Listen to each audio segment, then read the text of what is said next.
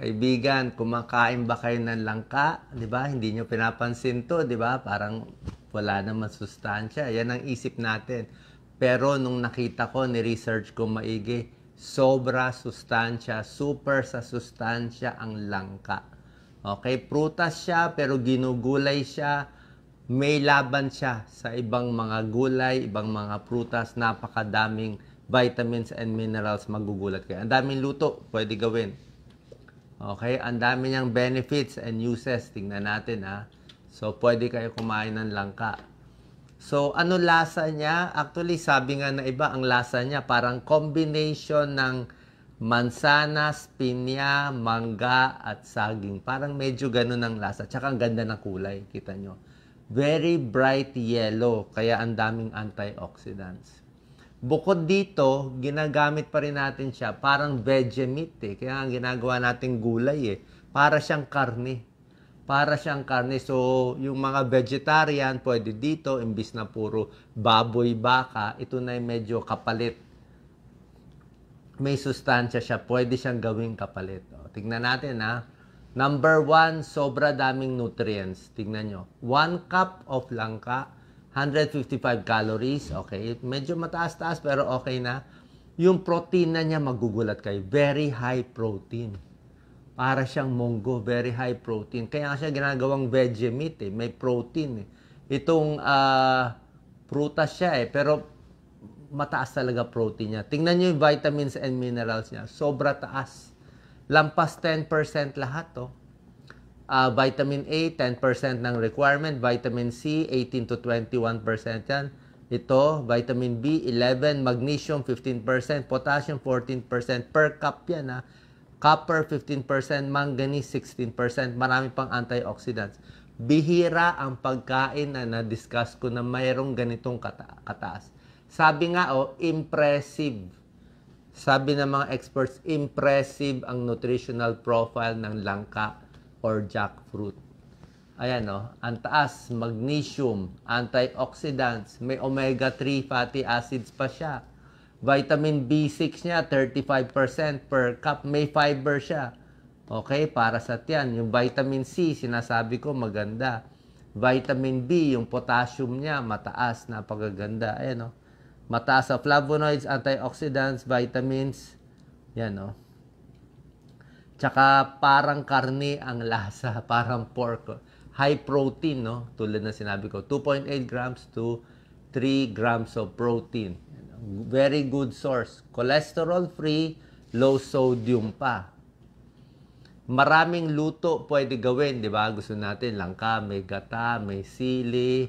Ito, ginawa niyang parang veggie meat, Ginawa niyang taco.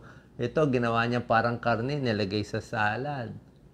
At ang malakas na benefit ng langka para sa diabetes, pwedeng-pwede.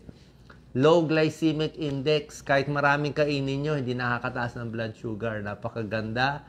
Mataas pa yung fiber niya. Nakita nyo, di ba? Very fibrous di ba? Para siyang may fleshy So, ang pagkain maraming fiber, maganda rin sa tiyan, good for digestion, nakakapigil din yung pagtaas ng blood sugar. Mataas din yung protina niya, maganda rin niya sa blood sugar. So, good for diabetes. Actually, isang possible side effect nga niya, baka daw bumaba masyado blood sugar mo. Yung pang kinakatakot nila na bumaba masyado, ang problema natin, diabetes Number 3, makakatulong sa maraming sakit. Okay? Hindi pa to proven ng mga malalaking scientific trials, pero sa dami ng vitamin C niya, 20%, maganda yan sa puso. Sa dami ng carotenoids, sa kulay niyang bright yellow, ay mga carotenoids for diabetes, chronic disease, arthritis, heart disease. Maraming antioxidants itong flavonoids for blood pressure, for cholesterol. Napakaganda. Tulad na sinabi ko, kapalit sa karne. So, imbis na laging Doc Lisa, luto tayo, madalas ng langka, at least 2 times a week, 3 times a week, pwede tayo. Ayan imbis na paksiw na lechon, di ba? Balat ng lechon, ito paksiw na langka, pwede. Hamburger, puro beef, puro taba, o giniling, o iba siya, langka burger to. Yan Masarap din, langka burger, kasi Okay ang veggie meat, okay ang tokwa, pero ayaw mo rin man laging tokwa. Pwede naman ito minsan kapalit. Yan, no? Vegetarians, bagay na bagay, nagpapapayat, pwede rin to.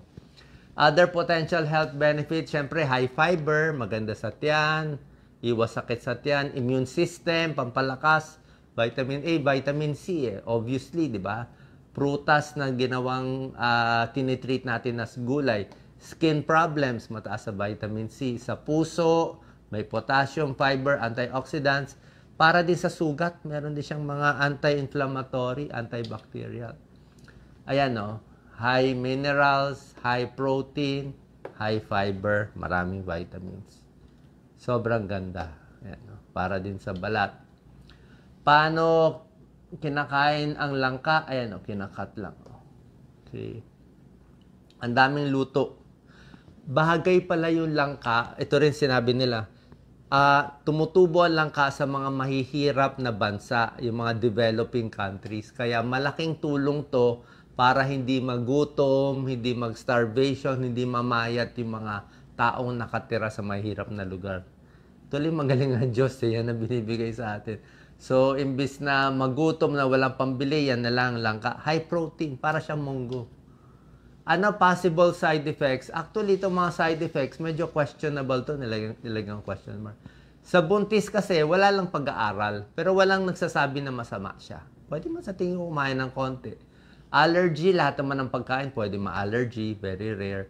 Ito pa nga worry nila, baka daw bumaba masyado yung blood sugar mo.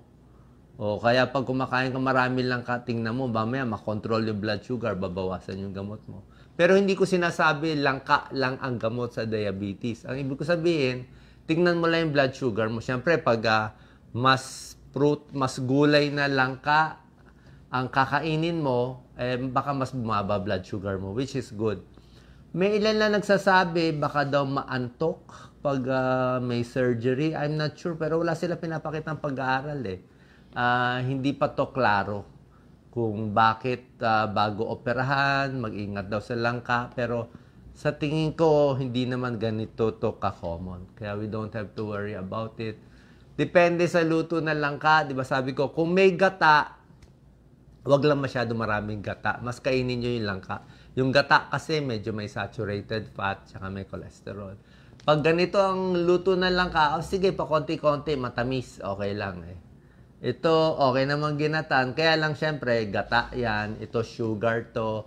Ito, banana Q, sugar, matamis. Pwede naman paminsan-minsan. Pero syempre, dinagdagan mo na ng matamis. Sinubukan ko pa ipaglaban. Okay, ito, merong mga studies yan eh. Pinaglalaban yung nutritional profile ng langka versus apple. An apple a day keeps the doctor away. Pakita mo, Doc Lisa. Yan. Maniwala ka ba na tinalo ng langka? Ayan, panalo lahat ng langka, oh. Langka, panalo lahat sa vitamin A, vitamin C, calcium, iron, magnesium, oh. Tinalo niya lahat, oh. Tinalo niya lahat ng apple. Mas mataas lang ang apple sa fiber, sa pectin. Yun lang. Diba? So, meron naman ibang benefits yung apple. Mas marami pag-aaral yung apple. Pero kung based on vitamins and minerals, kung makikita mo, panalong-panalo ang langka. Di lang natin pinapansin. Favorite kong saging. Diba? O kaya ba talunin ng langka ang saging? Kita nyo, medyo patas ang laban nila. Panalo ang saging sa ibang mga components. Ito, may ilang vitamin B, B6 na mas panalo siya. Pero marami din panalo yung langka. Pero obviously, ang saging kasi, marami pa siya ibang benefits eh. Meron siyang tryptophan, pamparelax. Meron siyang leucocyanidin ng saging, pampatapal sa tiyan, pang-ulcer, pang-gastritis, pamparelax, pampakalma yung saging, more energy, pag nagugutom ka, pag hindi ka pa kumakain, nalilipasan ka ng pagkain, okay ang saging, pampakalma ng tiyan eh. Pero yung iba, syempre, hindi ka masyado kakalma dito eh. Yun lang ang panalo ng saging. Pero based on vitamins and minerals, may laban ang langka sa kahit ano itapat mo sa kanya. So, ayan po. So, try natin mas kumain ng langka. Tignan nyo. Maayos siya, high protein, healthy yan.